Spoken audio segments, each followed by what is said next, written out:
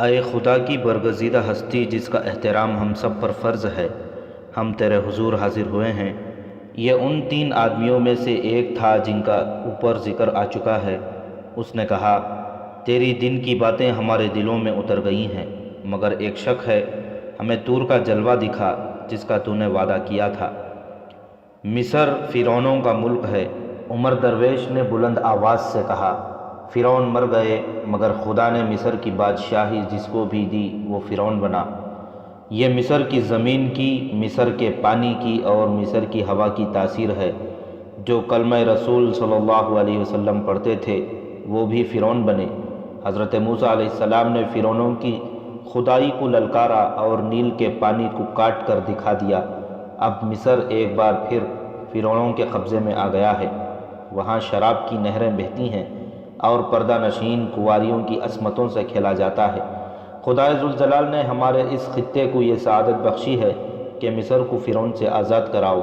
خداوند دو عالم نے تمہیں کوہ طور کا جلوہ بخشا ہے۔ عمر درویش نے بازو پھیلائے اور آسمان کی طرف دیکھ کر جوشیلی آواز میں کہا، اپنے بھٹکے ہوئے بندوں کو اپنا وہی نور دکھا جو تو نے موسیٰ کو دکھایا تھا۔ اس نے لپک کر ایک مشعل زمین سے اکھاڑی۔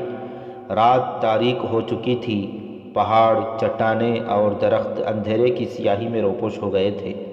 روشنی صرف ان دو مشعلوں کے شعلوں کی تھی جس میں عمر درویش اور عاشی نظر آ رہے تھے۔ عمر درویش نے مشعل اوپر کی اور ایک سمت اشارہ کر کے کہا، دیکھو، ادھر دیکھو، ادھر ایک پہاڑی ہے، تم اس پہاڑی کو نہیں دیکھ سکتے، اس کا جلوہ دیکھو۔ اس نے مشعل اور زیادہ اوپر کر کے دائیں بائیں لہرائی۔ اس کے ساتھ ہی سامنے پہاڑی سے ایک شعلہ اٹھا اور ذرا سی دیر میں کم ہوتے ہوتے ختم ہو گیا۔ لوگوں کے منہ کھلے کے کھلے رہ گئے۔ حیرت زدگی نے ان کی زبانیں گنگ کر دیں۔ اگر تم نے خدا کے اس جلوے کو بھی اپنے دلوں میں نہ اتارا تو یہ شعلہ تم نے دیکھا ہے تمہارے اس سرسبز علاقے کو ریگزار بنا دے گا۔ عمر درویش نے کہا، میں اسے روک نہیں سکوں گا، اسے تم نے دعوت دی ہے۔ عمر درویش اپنے خیمے میں چلا گیا۔ عاشی نے لوگوں کو اشارہ کیا کہ وہ چلے جائیں۔ لوگ وہاں سے جانے لگے تو ایک دوسرے کے ساتھ بات کرتے ہوئے بھی گھبراتے تھے۔ ان کے دلوں میں کوئی شک نہیں رہا تھا۔ وہ جب خیمے سے دور نکل گئے تو ایک آدمی نے جو ان کے ساتھ تھا دوڑ کر آگے ہوا اور سب کی طرف منہ کر کے رک گیا۔ سب نے دیکھا وہ ایک گاؤں کی مسجد کا پیش امام تھا۔ ذرا رک جاؤ، امام نے بازو پھیلا کر کہا۔ سب رک گئے تو اس نے کہا، اپنے ایمان کو قابو میں رکھو مسلمانوں، یہ جادوگری ہے، جو تم دیکھ آئے ہو یہ شعبدہ بازی ہے۔ رسول خدا صلی اللہ علیہ وسلم کے بعد نہ کوئی پیغمبر آیا ہے نہ آئے گا۔ خدا ایسے گناہ گاروں کو جلوے اور نور نہیں دکھایا کرتا جو اپنے ساتھ بے حیا لڑکیاں لیے پھرتے ہیں۔ یہ لڑکی نہیں، جن ہے، ایک آدمی نے کہا۔ جنات انسانوں کے روپ میں نہیں آ سکتے، امام نے کہا۔ جنات کسی انسان کے غلام نہیں ہو سکتے۔ مسلمانوں، اپنے عقیدے کی حفاظت کرو۔ سلطان صلاح الدین ایوبی فرعون نہیں، وہ خدا کا سچا بندہ ہے۔ اس نے پیغمبری کا دعویٰ نہیں کیا، وہ تمہارے مذہب کا پاسبان اور صلیب کا دشمن ہے۔ محترم امام، ایک آدمی نے کہا، کیا آپ پانی کو آگ لگا سکتے ہیں؟ اس کی نہ سنو۔ ایک نے کہا، یہ اپنی امامت قائم رکھنا چاہتا ہے، ہم نے جو دیکھا ہے وہ آپ دکھا دیں۔ ایک اور نے کہا، پھر ہم آپ کی اطاعت قبول کر لیں گے۔ میرے ساتھ اس پہاڑی پر چلو جہاں سے شعلہ اٹھا تھا۔ امام نے کہا، میں تمہیں دکھا دوں گا کہ یہ کیا شعبدہ ہے۔ اگر میں غلط ہوا تو مجھے اسی جگہ قتل کر دینا جہاں شعلہ بھڑکا ہے۔ ہم خدا کے کاموں میں دخل دینے کی جرات نہیں کریں گے۔ ایک آدمی نے کہا۔ دو تین آدمی بیک وقت بول پڑے، وہ بھی امام کے خلاف بول رہے تھے۔ انہوں نے لوگوں کو ایسا اشتعال دلایا کہ سب چل پڑے اور امام کو دھکے دیتے آگے چلے گئے۔ امام اکیلا کھڑا رہا۔ کچھ دیر وہاں کھڑے رہ کر امام اس پہاڑی کی طرف چل پڑا جس پر شعلہ اٹھا تھا۔ وہ بہت ہی تیز چلا جا رہا تھا۔ ایک پتھریلے ویرانے سے گزر کر چٹان کے دامن میں پہنچا تو دو آدمی اس سے کچھ دور پیچھے چلے جا رہے تھے۔ امام چٹان کے ساتھ ساتھ چلا جا رہا تھا۔ پیچھے جانے والے دونوں آدمی اور تیز ہو گئے۔ ان کے قدموں کی آہٹیں سن کر امام رک گیا۔ وہ دونوں اس کے قریب جا رکے۔ ان کے چہرے کپڑوں میں چھپے ہوئے تھے۔ امام نے ان سے پوچھا کہ وہ کون ہیں؟ انہوں نے کوئی جواب نہ دیا۔ ان میں سے ایک امام کے پیچھے چلا گیا۔ امام اس کی طرف مڑا تو دوسرے نے امام کی گردن کے گرد اپنا بازو لپیٹ لیا۔ امام نے کمر بند سے خنجر نکالا، مگر اس کا خنجر والا ہاتھ ایک آدمی کے ہاتھ کے شکنجے میں آ گیا۔ اس کی گردن دوسرے آدمی کے بازو کے شکنجے میں تھی، جو اتنا تنگ اور سخت ہو گیا تھا کہ اس کا سانس رک رہا تھا۔ اس نے آزاد ہونے کی آخری کوشش کی۔ وہ پوری طاقت سے اچھلا، دونوں پاؤں جوڑ کر سامنے والے کے پیٹ میں مارا۔ اسے پیچھے سے ایک آدمی نے جکڑ رکھا تھا۔ سامنے والا امام کی لاتوں سے پیچھے کو گرا اور اس کے پیچھے والا دھکا برداشت نہ کر سکا، وہ بھی پیچھے کو گرا اور امام کی گردن پر اس کے بازو کی گرفت ڈھیلی پڑ گئی۔ امام نے ایک اور جھٹکا دیا اور آزاد ہو گیا۔ وہ اب ایک خونریز لڑائی کے لیے تیار ہو کر اٹھا، لیکن وہ دونوں آدمی بھاگ گئے۔ ان کے بھاگنے کی وجہ صرف یہ ہو سکتی تھی کہ وہ دونوں اسی علاقے کے مسلمان تھے، انہیں پہچانے جانے کا خطرہ تھا۔ امام نے انہیں پکارا، للکارا، لیکن وہ غائب ہو گئے تھے۔ امام نے آگے جانا مناسب نہ سمجھا اور وہیں سے واپس چلا گیا۔ عمر درویش کے خیمے میں وہی 3 آدمی بیٹھے تھے جو دن کے وقت بھی اس کے پاس آئے تھے۔ انہوں نے عمر درویش کو بتایا کہ لوگ وہی تاثر لے کر گئے ہیں جو ان پر پیدا کرنے کی کوشش کی گئی تھی۔ انہوں نے اسے یہ بھی بتایا کہ کل رات اسے آگے ایک اور گاؤں کے قریب جانا ہے اور طور کا جلوہ ایک اور پہاڑی پر دکھانا ہے۔ تینوں چلے گئے۔ عاشی عمر درویش کے ساتھ اکیلی رہ گئی۔ کیا تم اپنی کامیابی پر خوش ہو؟ عاشی نے پوچھا۔ عاشی، عمر درویش نے آہ لے کر کہا، میں تمہیں اس قسم کے سوالوں کا جواب دینے سے ڈرتا ہوں۔ کیا تم یہ چاہتے ہو کہ میں صلیبیوں اور سوڈانیوں کے ہاتھوں میں کھلونا بنی رہوں؟ عاشی نے کہا، تم نے میرے اندر ایمان بیدار کیا ہے اور اب تم مجھ پر اعتبار نہیں کرتے۔ میں اعتبار تمہارے عمل پر کروں گا، عمر درویش نے کہا، تمہارے الفاظ پر نہیں۔ مجھے بتاؤ میں کیا کروں؟ عاشی نے کہا، جو کہو گے کروں گی۔ ابھی یہی کرتی رہو جو کر رہی ہو، عمر درویش نے کہا، وقت آنے پر تمہیں بتاؤں گا کہ کیا کرنا ہے۔ ہو سکتا ہے تمہیں یہ بتانے کا وقت ہی نہ ملے کہ مجھے کیا کرنا ہے۔ عاشی نے کہا، تم نے دیکھ لیا ہے کہ تمہارے ارد گرد جاسوسوں کا جال بچھا ہوا ہے۔ جہاں تم نے ذرا سی مشکوک حرکت کی، یہ جاسوس تمہیں غائب یا قتل کر دیں گے اور مجھے اپنے ساتھ لے جائیں گے۔ اگر تم مجھے پہلے ہی بتا دو کہ تمہارا ارادہ کیا ہے تو میں تمہیں بروقت خبردار کر سکوں گی۔ مجھے تو وہ بہرحال اپنے گروہ کا فرد سمجھتے ہیں۔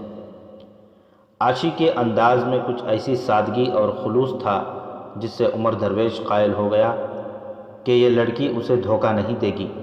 اس نے کہا، تمہارے کمالات دیکھتا ہوں تو ڈرتا ہوں کہ مجھے دھوکہ دو گی۔ کمالات میں تو تم بھی کم نہیں ہو، عاشی نے کہا، اسی لیے تو میں محسوس کر رہی ہوں کہ تم نے اپنی قوم کو دھوکہ دینے کا پختہ ارادہ کر لیا ہے۔ میں تمہیں اپنا ارادہ بتا دیتا ہوں، عمر درویش نے کہا، اور یہ بھی بتا دیتا ہوں کہ تم نے اپنا وعدہ پورا نہ کیا اور مجھے فریب دیا تو تم زندہ نہیں رہو گی۔ میں قتل ہو جانے سے نہیں ڈرتا اور قتل کرنے سے بھی نہیں ڈروں گا۔ میں نے راستے میں تمہیں بتایا تھا کہ میں کسی اور مقصد کے لیے جا رہا ہوں۔ مجھے امید تھی کہ میں یہاں اپنے علاقے میں آ کر اپنے خفیہ مقصد میں آسانی سے کامیاب ہو جاؤں گا، مگر یہاں آ کر دیکھا ہے کہ سوڈانیوں نے مجھے جاسوسوں کے گھیرے میں لے رکھا ہے۔ مجھے دوسرا غم یہ ہو رہا ہے کہ میں نے اپنی قوم کی پیٹھ میں خنجر اتار دیا ہے۔ میں اپنے اصل مقصد کی خاطر اپنے آپ کو پوشیدہ رکھ رہا ہوں، مگر میری کارستانی، جسے تم میرا کمال کہتی ہو، میری قوم کے مذہبی عقیدے کو زہر کی طرح مار رہی ہے۔ میں نے اگر یہ سوانگ جاری رکھا تو یہ مسلمان سوڈانیوں کی غلامی کی زنجیروں میں بندھ جائیں گے اور ان کا قومی وقار ہمیشہ کے لیے ختم ہو جائے گا۔ تم کیا کرنا چاہتے ہو؟ عاشی نے پوچھا۔ میں اسحاق کے گاؤں تک پہنچنا چاہتا ہوں، عمر درویش نے کہا۔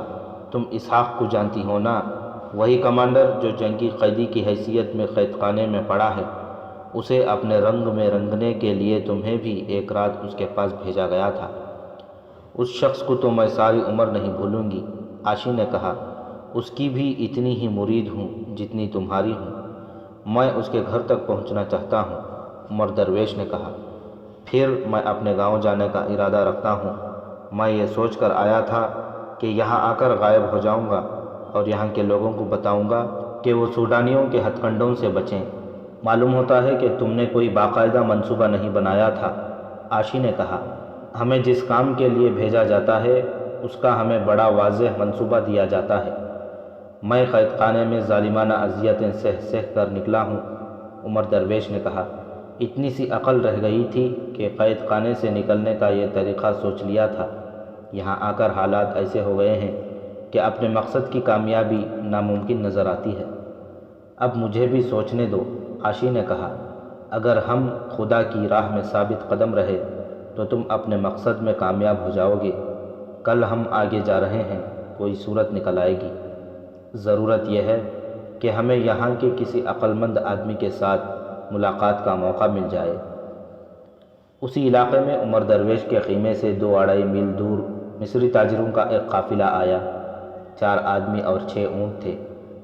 قافلے کا سردار لمبی داڑھی والا ایک بزرگ سیرت انسان تھا جس نے ایک آنکھ پر سبز رنگ کے کپڑے کا ٹکڑا لٹکا رکھا تھا، جیسے اس کی ایک آنکھ خراب ہو۔ یہ قافلہ 2 راتیں پہلے سوڈان کے سرحد میں داخل ہوا تھا۔ پہلے بتایا جا چکا ہے کہ سلطان ایوبی نے مصر سے سوڈان میں اناج اسمگل کرنے کی درپردہ اجازت دے رکھی تھی۔ دوسری اجناس بھی اسمگل کی جاتی تھیں۔ سوڈان میں ان اشیاء کی قلت تھی۔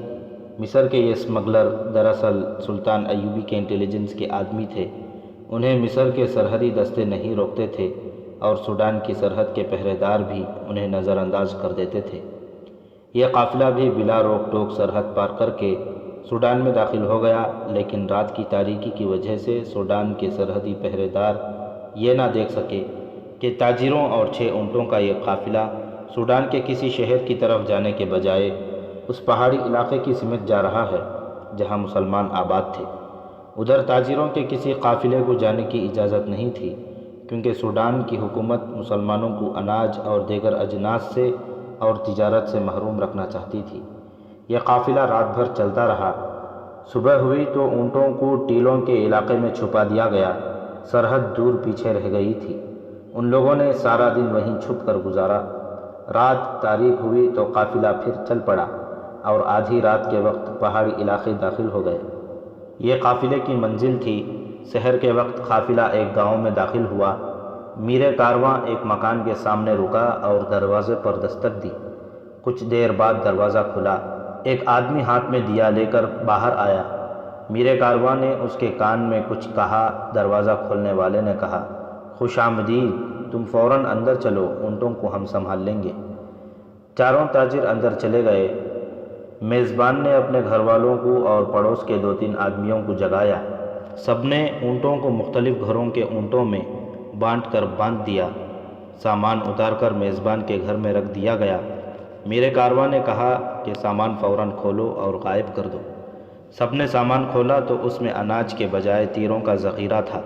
کمانیں، تلواریں اور خنجر تھے اور 3-4 بوریوں میں آتش گیر مادے سے بھری ہوئی ہانڈیاں تھیں۔ یہ سامان غائب کر دیا گیا۔ کیا میں اپنے آپ میں آ جاؤں؟ میر کارواں نے پوچھا۔ تنگ آ گیا ہوں۔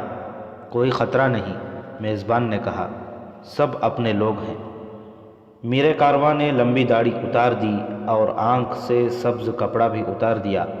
یہ داڑھی نقلی تھی۔ اس کی اصل داڑھی چھوٹی تھی اور سلیقے سے تراشی ہوئی تھی۔ سامان ادھر ادھر چھپا کر جب آدمی مہمانوں کے پاس آئے تو ایک آدمی میر کارواں کو دیکھ کر ٹھٹک گیا۔ میر کارواں مسکرایا اور پوچھا، پہچانا نہیں تھا مجھے؟ اوہ میرے دوست علی بن سفیان، اس آدمی نے کہا۔ خدا کی قسم میں نے نہیں پہچانا، اس نے آہ بھر کر کہا۔ ہماری خوش نصیبی ہے کہ آپ خود آ گئے ہیں، یہاں کے حالات ٹھیک نہیں۔ مجھے اطلاع مل گئی تھی کہ سوڈان کے قید خانے کے ایک سپاہی نے سوڈانی فوج کے 2 کمانڈروں کو قتل کر دیا ہے، علی بن سفیان نے کہا، اور مجھے یہ بھی پتہ چلا ہے کہ سوڈانی ہماری جنگی قیدیوں کو ہمارے خلاف استعمال کرنے کی کوشش کر رہے ہیں۔ لمبی داڑھی اور آنکھ پر سبز پٹی اور تاجروں کے چوغے کے بحروب میں سلطان صلاح الدین ایوبی کا ماہر جاسوس اور سراغ رساں علی بن سفیان تھا، جو یہاں کے حالات کا جائزہ لینے آیا تھا۔ اسے جاسوسوں نے قاہرہ جا کر جو خبریں دی تھیں وہ ان کی روشنی میں باتیں کر رہا تھا، اور وہ جس گھر میں بیٹھا تھا وہ اس کے بھیجے ہوئے جاسوسوں کا مرکز تھا۔ اس کا میزبان سوڈانی باشندہ تھا۔ یہ سب لوگ سلطان ایوبی کے پرستار تھے۔ ان لوگوں نے علی بن سفیان کو ایک نئی بات سنائی۔ افواہ پھیل رہی ہے کہ خدا کا کوئی ایلچی آیا ہے جو پانی کو آگ لگاتا ہے۔ میزبان نے علی بن سفیان کو بتایا، اور وہ لوگوں کو اس قسم کی باتیں کرتا ہے کہ خدا نے مجھے یہ پیغام دے کر مردوں میں سے اٹھایا ہے کہ مسلمانوں سے کہو کہ سوڈان کے وفادار ہو جائیں، کیونکہ یہ زمین تمہاری ماں ہے۔ اس نے عمر درویش کے متعلق ساری باتیں سنا دیں، لیکن اسے یہ معلوم نہیں تھا کہ عمر درویش رات کو طور کا جلوہ دکھا کر لوگوں کے دلوں میں بے حد خطرناک شکوک پیدا کر چکا ہے۔ مجھے یہی ڈر تھا کہ دشمن عقیدوں پر حملہ کرے گا، علی بن سفیان نے کہا، اسی لیے میں خود آیا ہوں۔ صلیبی تخریب کاری کے ماہر ہیں اور ہماری قوم جذباتی ہے۔ صلیبی الفاظ کا بڑا ہی دل فریب جال تن دیتے ہیں۔ ہمارے بھائی کھچے ہوئے اس کے حسین تاروں میں الجھ جاتے ہیں۔ مجھے فوری طور پر اس فتنے کے متعلق زیادہ سے زیادہ معلومات ملنی چاہیے۔ میرا خیال ہے کہ عمر درویش کو میں جانتا ہوں، ہماری فوج کے ایک دستے کا کمانڈر تھا۔ اس علاقے میں مصری جاسوس چھاپہ مار بھی تھے۔ علی بن سفیان نے میزبان سے کہا کہ وہ چند ایک آدمیوں کو بلانے کا انتظام کرے تاکہ اس تخریب کاری پر جوابی حملہ کیا جا سکے۔ سورج طلوع ہو رہا تھا۔ جاسوسوں کو بلانے کے لیے آدمی دوڑا دیے گئے۔ وہ گئے ہی تھے کہ ایک گھوڑا جو سرپٹ دوڑتا آ رہا تھا اس مکان کے سامنے آ رکا۔ سوار اتر کر اندر آیا تو سب احترام کے لیے اٹھے۔ یہ امام تھا، اور یہ وہی امام تھا جس نے عمر درویش کے خلاف آواز اٹھائی تھی۔ لوگ اسے دھکے دیتے چلے گئے تھے۔ پھر رات کو اس پر دو نامعلوم آدمیوں نے قاتلانہ حملہ کیا تھا۔ امام وہیں سے واپس آ گیا تھا۔ اسے معلوم تھا کہ مسلمانوں نے اس گاؤں اور اس گھر کو جاسوسی اور دیگر سرگرمیوں کا خفیہ مرکز بنا رکھا ہے۔ امام اپنے گھر گیا اور گھوڑے پر سوار ہو کر اس گاؤں کو روانہ ہو گیا۔ یہ امام اس پر یقین رکھتا تھا کہ عمر درویش شعبدہ باز ہے۔ وہ اس گاؤں میں رپورٹ دینے اور شعبدہ بازی کے خلاف کارروائی کرنے کے لیے مدد لینے آیا تھا۔ آگے علی بن سفیان بیٹھا تھا۔ امام علی بن سفیان سے واقف نہیں تھا۔ تعارف کرایا گیا تو امام نے تفصیل سے بتایا کہ عمر درویش نے کیا شعبدہ دکھایا ہے اور مسلمان تماشائیوں نے اس کا کس طرح اثر قبول کیا ہے۔ اگر ہم نے یہ سلسلہ نہ روکا تو مسلمان اپنے عقیدوں سے منحرف ہو جائیں گے۔ امام نے کہا، یہ شخص جو اپنا نام عمر درویش بتاتا ہے آج رات اگلے گاؤں کو جا رہا ہے اور یہی شعبدہ دکھائے گا۔ انہوں نے تھوڑی دیر اس مسئلے پر غور کیا۔ ایک طریقہ یہ سوچا گیا کہ عمر درویش کو قتل کر دیا جائے۔ علی بن سفیان نے اتفاق نہ کیا۔ اس نے اس قسم کا اظہار کیا کہ اسے یقین ہے کہ عمر درویش کو قتل کیے بغیر راہ راست پر لایا جا سکے گا، اور اسی کی زبان سے کہلوایا جائے گا کہ اس نے جو معجزے دکھائے ہیں وہ شعبدہ بازی تھی۔ قتل کے خلاف دلائل دیتے ہوئے اس نے کہا کہ اس طرح لوگ اسے اور زیادہ برحق ماننے لگیں گے۔ علی بن سفیان کے ساتھ تاجروں کے بھیس میں جو 3 آدمی آئے تھے وہ مصری فوج کے غیر معمولی طور پر ذہین، اپنے فن کے ماہر اور تجربہ کار لڑاکا جاسوس تھے۔ علی بن سفیان نے انہیں تاجروں کے بھیس میں ساتھ لیا، خود لمبی داڑھی اور ایک آنکھ پر سبز پٹی کا بحروب چڑھایا، گھوڑے منگوائے، چند اور آدمیوں سے کہا کہ وہ گھوڑوں اور اونٹوں پر سوار ہو کر اس کے پیچھے پیچھے آئیں۔ اس نے سب کو ہدایات دیں اور امام کے ساتھ اس سمت روانہ ہو گیا جہاں عمر درویش کو خیمہ زن ہونا تھا۔ عمر درویش صبح طلوع ہوتے ہی اگلے مقام کے لیے روانہ ہو گیا تھا۔ اس کے ساتھی اس علاقے کے لوگوں کے لباس میں اس کی حفاظت کے لیے جا رہے تھے۔ اس کی تشہیر دور دور تک ہو گئی تھی۔ وہ ایک اور گاؤں سے کچھ دور رک گیا اور خیمہ گاڑ دیا۔ تھوڑی سی دیر میں وہ اور عاشی تیار ہو گئے۔ خیمے کے سامنے 2 مشعلیں جلا کر گاڑ دی گئیں۔ اس کے ساتھیوں نے گاؤں والوں کو جا بتایا کہ انہوں نے خدا کے جس ایلچی کے معجزے سنے ہیں وہ ان کے گاؤں کے باہر خیمہ زن ہے۔ لوگ دوڑے گئے۔ جن لوگوں نے ایک روز پہلے عمر درویش کو دیکھا تھا وہ بھی دور کا فاصلہ طے کر کے آ گئے۔ عمر درویش دونوں مشعلوں کے درمیان چھوٹے سے قالین پر بیٹھ گیا۔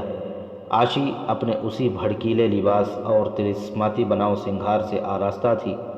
عمر درویش کے سامنے کپڑا لپٹا ہوا پڑا تھا۔ اس نے وہی اداکاری شروع کر دی جو وہ پہلے کر چکا تھا۔ ایک آدمی نے وہی سوال پوچھا جو پہلے پوچھا گیا تھا۔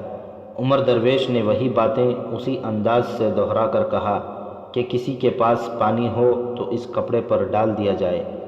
علی بن سفیان اپنی پارٹی کے ساتھ پہنچ چکا تھا اور اس نے عمر درویش کو پہچان لیا۔ اسے اچھی طرح معلوم تھا کہ یہ شخص مصری فوج کے ایک دستے کا کمانڈر ہے۔ علی بن سفیان کو بتایا گیا تھا کہ عمر درویش پانی کو آگ لگاتا ہے۔ علی بن سفیان کو ایک شک تھا۔ یہ تسلیم نہیں کیا جا سکتا تھا کہ پانی کو آگ لگ سکتی ہے۔ اس کے دماغ میں جو شک پیدا ہوا تھا اس کے مطابق وہ چھوٹے سے مشکیزے میں پانی اپنے ساتھ لے گیا تھا۔ جو ہی عمر درویش نے کہا کہ کسی کے پاس پانی ہو تو اس کپڑے پر ڈالے تو ایک آدمی تیزی سے آگے بڑھا۔ اس کے پاس مشکیزہ تھا۔ اس نے کچھ پانی کپڑے پر انڈیل دیا۔ علی بن سفیان آگے بڑھا اور مشعل زمین سے اکھاڑ کر لوگوں سے کہا، تم میں سے کوئی آدمی آگے آئے۔ ایک آدمی جو علی بن سفیان کے ساتھ آیا تھا آگے گیا۔ علی بن سفیان نے مشعل اس کے ہاتھ میں دے کر کہا، اس کپڑے پر شعلہ رکھو۔ وہ آدمی ہچکچایا۔ علی بن سفیان نے لوگوں سے کہا، تم میں سے کوئی بھی آدمی اس پانی کو آگ لگا سکتا ہے۔ اس آدمی نے مشعل کا شعلہ کپڑے کے قریب کیا تو کپڑے سے شعلہ بھڑک اٹھا۔ ایک آدمی جو عمر درویش کا ساتھی تھا بولا، تم کوئی شعبدہ باز ہو، پیچھے ہٹو ورنہ تم پر خدا کی اس برگزیدہ شخصیت کا قہر نازل ہوگا۔ عمر درویش خاموشی سے اور حیرت سے علی بن سفیان کو دیکھ رہا تھا۔ علی بن سفیان نے اپنا کمر بند کھول کر عمر درویش کے آگے رکھ دیا اور اس پر پانی انڈیل کر کہا، اگر تم خدا کے ایلچی ہو تو اس کپڑے کو آگ لگاؤ۔ اس نے مشعل عمر درویش کے آگے کر دی مگر عمر درویش اس کے منہ کی طرف دیکھتا رہا۔ لوگوں نے آپس میں کھسر کھسر شروع کر دی۔ علی بن سفیان کے ساتھ آئے ہوئے آدمیوں نے عمر درویش کے خلاف بولنا شروع کر دیا۔ امام کی آواز سب سے زیادہ بلند تھی۔ عمر درویش کے آدمیوں نے اس کی حمایت میں بولنا شروع کر دیا۔ دونوں طرف سے بولنے والے جاسوس تھے۔ یہ بھی جنگ تھی، حق اور باطل معرکہ آرا تھے۔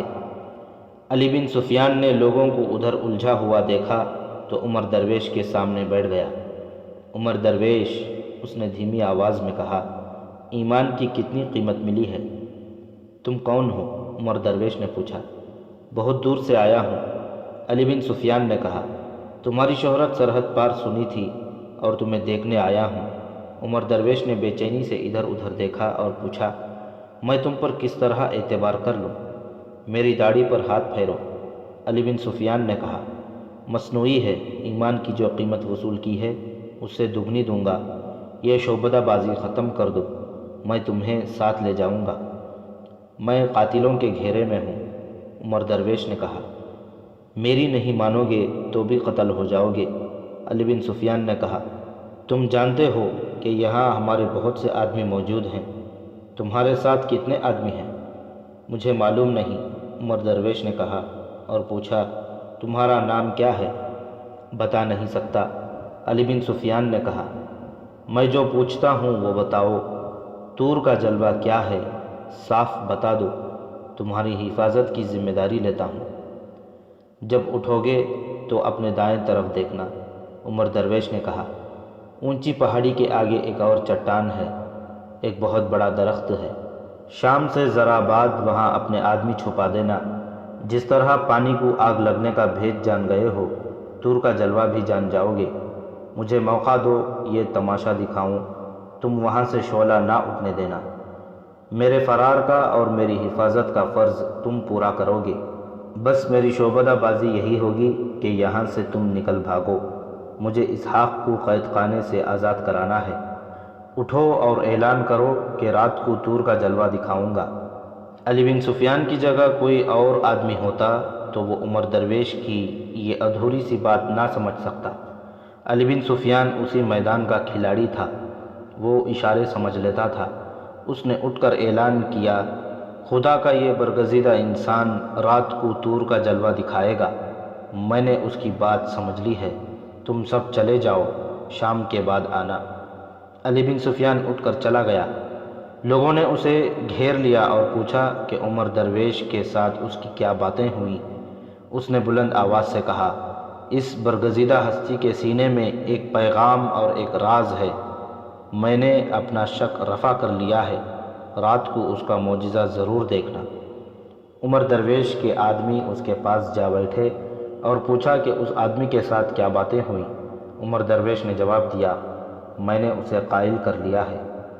لیکن یہ ہے کون؟ ایک آدمی نے کہا، اسے ضرور پتہ چل گیا ہے کہ کپڑے میں آتش گیر سیال ہے جو جل اٹھا ہے۔ تم فکر کیوں کرتے ہو؟ عمر درویش نے مسکرا کر کہا، میں آج رات اس کے شکوک رفع کر دوں گا۔ اگر یہ رات کو آیا تو اسے ہم قتل کر دیں گے۔ دوسرے آدمی نے کہا، ابھی نہیں۔ عمر درویش نے کہا، کہیں ایسا نہ ہو کہ بنا بنایا کھیل بگڑ جائے۔ اگر یہ رات کو میرے پاس آیا تو میں اس خیمے میں بٹھا لوں گا، تم اسے باندھ کر اٹھا لے جانا، ہم اس کا پیچھا کرتے ہیں۔ تیسرے آدمی نے کہا، اسے نظر میں رکھنا ضروری ہے۔ دو آدمی اٹھے اور ان لوگوں سے جا ملے جو واپس جا رہے تھے۔ ان دونوں نے علی بن سفیان کو ڈھونڈا مگر وہ ان میں نہیں تھا۔ لوگوں نے پوچھا تو کوئی بھی نہ بتا سکا کہ وہ آدمی کہاں ہے جس کی داڑھی لمبی اور ایک آنکھ پر سبز پٹی بندھی تھی۔ علی بن سفیان گھوڑے پر سوار ہو کر دور نکل گیا تھا۔ عمر درویش خیمے میں عاشی کے ساتھ اکیلا رہ گیا تو عاشی نے اس سے پوچھا، یہ آدمی کون تھا؟ اس نے تمہارے ساتھ اس طرح باتیں کی تھیں جیسے وہ تم سے اور تمہارے بہروپ سے واقف ہے۔ سنو عاشی، عمر درویش نے کہا، آج رات کچھ ہونے والا ہے، میں بتا نہیں سکتا کہ کیا ہوگا۔ اس آدمی کو میں پہچان نہیں سکا، اس نے بتایا بھی نہیں کہ وہ کون ہے، لیکن یہ کوئی معمولی آدمی نہیں۔ مجھے امید نہیں کہ آج رات ہم فرار ہو سکیں، اور یہ توقع بھی ہے کہ میں قتل ہو جاؤں گا۔ آج رات تمہیں ثابت کرنا ہوگا کہ تمہاری رگوں میں مسلمان باپ کا خون ہے۔ اگر تم نے دھوکہ دینے کی کوشش کی تو تم میرے ہاتھوں قتل ہوگی۔ اگر تم مجھے کچھ اور بھی بتا دو کہ کیا ہوگا اور مجھے کیا کرنا ہے تو شاید میں زیادہ اچھے طریقے سے تمہاری مدد کر سکوں گی۔ عاشی نے کہا، میں تمہاری خاطر قتل ہونے کے لیے تیار ہوں، لیکن اس سے تمہارا مقصد پورا نہ ہوا تو میری جان رائیگاں جائے گی۔ تمہیں یہ کرنا ہے، عمر درویش نے کہا، کہ اپنے آدمیوں کی باتوں میں نہ آنا، کوشش کرنا کہ ان کا ارادہ قبل از وقت معلوم کر لو اور مجھے خبردار کرو۔ میں بتا نہیں سکتا کہ آج رات کیا ہوگا، تم تیار رہنا۔ تم کئی بار کہہ چکے ہو کہ تمہیں مجھ پر اعتبار نہیں، عاشی نے کہا، لیکن میں نے تمہیں ایک بار بھی نہیں کہا کہ مجھے تم پر اعتبار نہیں۔ اگر تم یہاں سے آزاد ہو گئے تو کیا تم مجھے بھی اپنے ساتھ لے جاؤ گے؟ تم واپس جانا پسند نہیں کرو گی؟ نہیں، عاشی نے رنجیدہ مگر پرعزم لہجے میں کہا، مر جانا پسند کروں گی۔ تم شہزادی ہو عاشی، عمر درویش نے کہا، میں نے یہ تو سوچا ہی نہیں تھا کہ تم میرے ساتھ چلو گی تو تمہارا مستقبل کیا ہوگا۔ تم ان جنگلوں میں رہنا یقیناً پسند نہیں کرو گی۔ میں تمہیں قاہرہ لے جاؤں گا، وہاں تمہارے متعلق سوچنے کے لیے بڑے اچھے دماغ موجود ہیں۔ تم مجھے اپنے ساتھ نہیں رکھو گے؟ عاشی نے پوچھا، مجھے اپنی بیوی نہیں بناؤ گے؟ اگر یہ شرط ہے تو میں اسے قبول نہیں کروں گا، عمر درویش نے کہا۔ لوگ کہیں گے کہ میں نے اپنا فرض تمہیں حاصل کرنے کے لیے ادا کیا ہے۔ میرا گھر جہاں میری ایک بیوی موجود ہے تمہارے قابل نہیں۔ عاشی، میں سپاہی ہوں، میرا گھر میدان جنگ ہے، مجھے اپنی بیوی کی صورت دیکھے 3 سال سے زیادہ عرصہ گزر گیا ہے۔ تم اگر اس لیے میری بیوی بننا چاہتی ہو کہ میں تمہاری پسند کا مرد ہوں تو تم مایوس ہوگی۔ تمہاری محبت اور تمہاری دعائیں اس تیر کو نہیں روک سکیں گی جسے میرے سینے سے پار ہونا ہے۔ تم مجھے اپنی خواہش بتا دو، میں ذلت اور خواری کے اس زندگی سے آزاد ہونا چاہتی ہوں۔ عاشی نے کہا، مجھے تمہاری مدد اور سہارے کی ضرورت ہے، بعد میں جو ہوگا دیکھا جائے گا، میں تمہارے راستے میں نہیں آؤں گی۔ اگر زندہ رہا تو تمہیں پوری مدد اور سہارا دوں گا۔ آخر وہ گیا کہاں؟ یہ آواز ان جاسوسوں میں سے ایک تھی جو عمر درویش کے ساتھ لگے ہوئے تھے۔ وہ اس وقت عمر درویش کے خیمے سے کہیں دور کھڑے علی بن سفیان کے متعلق سوچ رہے تھے۔ اس نے کہا، یہ بھی ہو سکتا ہے کہ عمر درویش اس کے دل کو اپنے قبضے میں لینے کے بجائے اپنا دل اس کے قبضے میں دے چکا ہو۔ ہمیں اب بہت ہی محتاط ہونا پڑے گا۔ ہمیں بتایا گیا تھا کہ عمر درویش پر بھروسہ نہ کرنا۔ وہ لمبی داڑھی والا آدمی آگ کا بھید جان گیا ہے۔ دوسرے نے کہا، اب یہ دیکھنا ہے کہ عمر درویش نے اس بھید پر پردہ ڈالا ہے یا اس آدمی پر۔ عاشی کس مرض کی دوا ہے؟ تیسرے نے کہا، کیا وہ عمر درویش کے دل کا حال معلوم نہیں کر سکتی؟ یہ تو ہو ہی نہیں سکتا کہ یہ لڑکی بھی عمر درویش کی سازش میں شریک ہو گئی ہے۔ اگر کوئی سازش ہے اور عاشی اس میں شریک ہے تو اس کے متعلق حکم صاف ہے کہ قتل کر دو۔ ایک آدمی نے کہا، کیا تم اتنی قیمتی چیز کو یوں ضائع کر دو گے؟ دوسرے نے کہا، اسے اڑا لے جائیں گے اور کسی دولت والے کو منہ مانگے داموں پر یہ ہیرا دے دیں گے، وہاں یہ بتائیں گے کہ عاشی کو قتل کر کے دفن کر دیا ہے۔ تینوں نے ایک دوسرے کو ایسی نظروں سے دیکھا جیسے ان میں اتفاق رائے ہو گیا ہو۔ ایک نے کہا، آج رات ہمیں طور کا جلوہ دکھانا ہے، دیکھ لیں گے کہ عمر درویش یا اس آدمی کی نیت کیا ہے۔ رات کو ہم میں سے ایک کو عاشی کے ساتھ رہنا ہوگا، کہیں ایسا نہ ہو کہ لڑکی ہاتھ سے نکل جائے۔ انہوں نے طے کر لیا کہ رات عمر درویش اور عاشی کے ساتھ کون ہوگا؟ 4 آدمی کافی ہوں گے۔ علی بن سفیان نے کہا، میں عمر درویش کے ساتھ ہوں گا۔ تم سب نے ان 3-4 آدمیوں کو پہچان لیا ہے جو عمر درویش کی حمایت میں بول رہے تھے۔ یہ تمہارے علاقے کے وہ مسلمان ہیں جو سوڈانیوں کے لیے کام کر رہے ہیں۔ عمر درویش نے مجھے انہی کے متعلق بتایا ہے کہ وہ قاتلوں کے گھیرے میں ہے۔ انہیں نظر میں رکھنا، ضرورت پڑے تو ختم کر دینا، لیکن زندہ پکڑنا بہتر ہوگا۔ اس وقت علی بن سفیان ایک مسجد میں بیٹھا تھا، امام اسی مسجد کا تھا۔ علی بن سفیان نے اپنا بہروپ اتار دیا تھا۔ اس نے مسجد میں ہی رات کے لیے اپنے 2 آدمیوں کو مختلف کام بانٹ دیے اور کہا، مجھے جو شک تھا وہ صحیح ثابت ہوا ہے، مجھے امید ہے کہ رات کو بھی مجھے کامیابی ہوگی۔ سورج غروب ہونے سے ذرا پہلے اس پہاڑی پر جو عمر درویش نے علی بن سفیان کو دکھائی تھی، ایک آدمی چڑھ رہا تھا۔ وہ اس احتیاط کے ساتھ چڑھ رہا تھا کہ کوئی نہ دیکھ لے۔ دوسری طرف سے 2 آدمی اسی کی طرح جھکے جھکے اوپر جا رہے تھے اور ایک اور آدمی کسی اور طرف سے اوپر جا رہا تھا۔ یہ آدمی جب اوپر چلا گیا تو رینگ کر ایک بہت بڑے درخت پر پہنچا، ادھر ادھر دیکھا اور درخت پر چڑھنے لگا۔ 2 آدمی ایک بہت بڑے پتھر کے عقب میں بیٹھ گئے۔ یہ جگہ درخت سے دور نہیں تھی۔ چوتھا آدمی بھی اوپر چلا گیا اور ایک موزون جگہ چھپ گیا۔ جو آدمی درخت پر چڑھا تھا وہ اوپر ایک موٹے ٹہن پر اس طرح بیٹھ گیا کہ ٹانگیں اوپر کر کے سکیڑ لیں۔ شاخیں اور پتے اتنے گھنے تھے کہ یہ آدمی نیچے سے نظر نہیں آ سکتا تھا۔ وہ آہستہ سے ایک پرندے کی طرح بولا۔ اسے پرندے کی آواز میں 3 ساتھیوں کو جواب ملا۔